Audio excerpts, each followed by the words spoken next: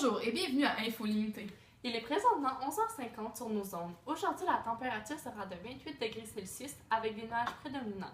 Cette nuit, la température chutera de 6 degrés, puis il y aura 50% de risque d'averse. Ce midi, aux grandes lignes, Charlie Hebdo et la suite des événements. De retour après la pause. Avant la 30 heures, Charlie Hebdo avait une situation financière hors du commun, c'est-à-dire qu'ils étaient en faillite. À partir de 2006, plusieurs caricatures de Mahomet ont été publiées. D'ailleurs, les locaux de Charlie Hebdo ont été incendiés en 2011. Depuis 8 ans, ce qui veut dire depuis les premières parutions de caricatures, Charlie Hebdo ne cesse de recevoir des menaces d'avoir des menaces constantes concernant leur manque de jugement et leurs blagues de mauvais goût. L'avocat de Charlie Hebdo, Richard Malka, affirme: il y a des menaces constantes depuis la publication des caricatures de Mahomet. Ça fait 8 ans qu'on vit sous la menace, qu'il y a des protections, mais il n'a rien à faire contre les barbares qui viennent avec des kalachnikovs. En effet, Charlie Hebdo mérite ce qui leur est arrivé. Leurs propos islamophobes n'ont pas leur place dans le monde. Passant, la définition de kalachnikov, cela veut dire des fusils mitrailleurs d'origine soviétique.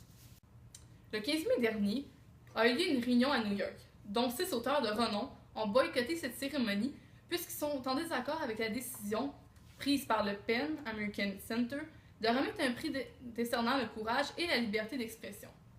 D'ailleurs, Charlie Hebdo ne méritait aucunement ce prix. Ils n'ont fait aucune preuve de courage. Ils ont seulement insulté la religion islamique. C'est pour cette raison que les auteurs ont décidé de boycotter l'événement. Des auteurs comme Michael Ondaatje, le romancier et poète canadien renommé à l'événement.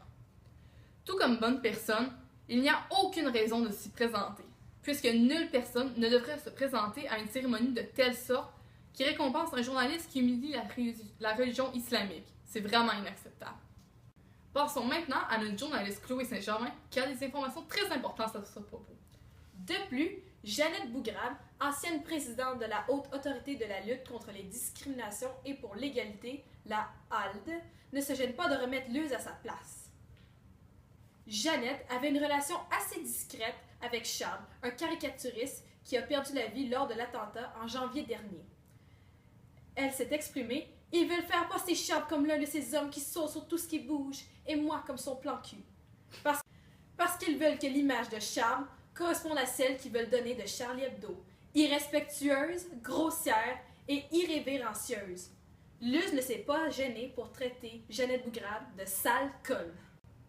En effet, Jeannette a bien fait de remettre à sa place ce caricaturiste. De plus, celui-ci a démissionné de Charlie Hebdo il y a quelque temps. Sur ce, revenez-nous après la pause pour la fin de ce moteurs de recherche en termes de diagnostic de santé sont-ils réellement utiles ou bons? Eh bien, je suis sûre que vous avez déjà cherché sur Internet afin de recueillir des informations afin de vous diagnostiquer vous-même. Est-ce la bonne chose à faire? Eh bien, non. Allez plutôt consulter un médecin car lui a les compétences pour le faire.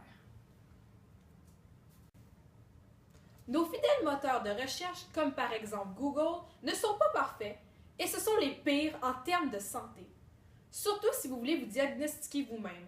Selon des recherches effectuées par le Dr Guido Zuccon en Australie, à l'Université technologique de Queensland et ses collègues de l'Université technologique de Vienne en Autriche, ces sites de recherche donnent une majorité des résultats qui ne sont pas pertinents, soit avec des fausses informations ou encore du contenu peu constructif et sans lien.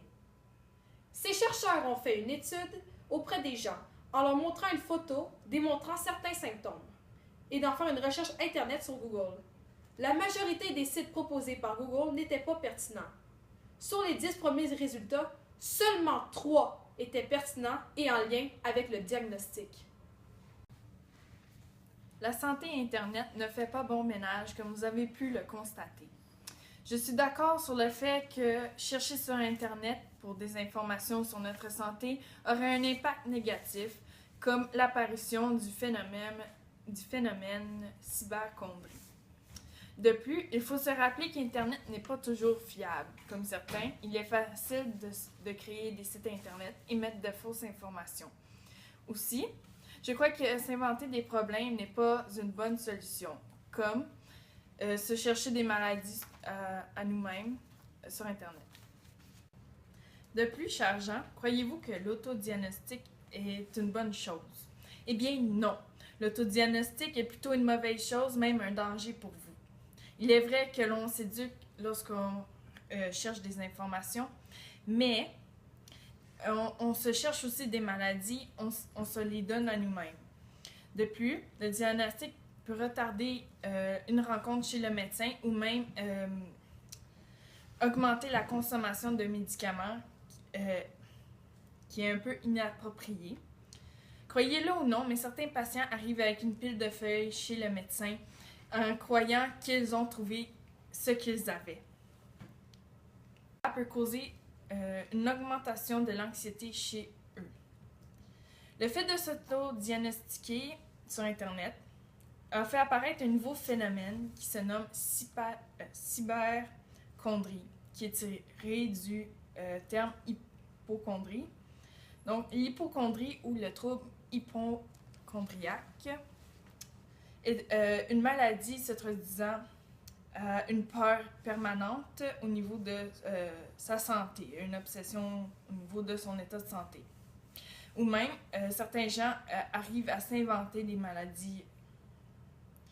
Sur ce, ne devenez pas des gens atteints de la cyberchondrie. De plus, rappelez-vous que 3 des 10 résultats sur vos moteurs de recherche sont fiables ou moyens et qu'il est difficile de les identifier. Donc, allez plutôt consulter un médecin qui est formé pour le faire. Merci. Luz Renard Luzier, caricaturiste de presse ainsi qu'auteur de bande dessinée, notamment à Charlie Hebdo, a affirmé qu'il démissionnerait de son poste de Charlie Hebdo. Une bonne nouvelle pour tout le monde! Il faut limiter la liberté d'expression. À cause de ses dessins, Charlie Hebdo n'a pas à se plaindre de ses attentats. De plus, Luz a entièrement mérité de se faire remettre à sa place par Jeannette Bougrabe. Ce n'est aucunement elle qui est la sale conne, puisqu'elle défend l'égalité et le multiculturalisme, contrairement à ce pauvre BDiste. Il est inconcevable de remettre un tel prix à Charlie Hebdo, celui-ci qui a pour but de rire de la religion islamique. Aucune religion devrait être ridiculisée aux yeux de la population. Ces auteurs, qui ne se sont pas rendus à l'événement, ont eu bien raison. J'invite les gens à faire de même lors de réunions semblables futures. Charlie Hebdo mérite vraiment ce qui leur est arrivé. Leurs propos islamophobes étaient très déplacés et non acceptables. C'était vraiment irrespectueux et grossier.